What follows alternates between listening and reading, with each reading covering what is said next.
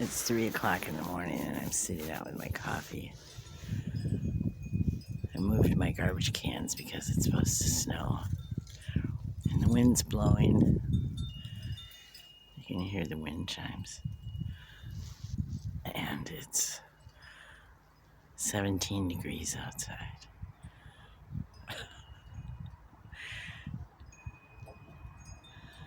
This is winter in Wisconsin. Yep. And I'm going to go in and make a peanut butter sandwich and I'm going to go to bed shortly.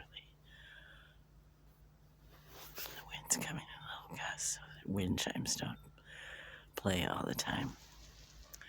Anyway, I hope you're having a fabulous time, whatever you're doing. I love you.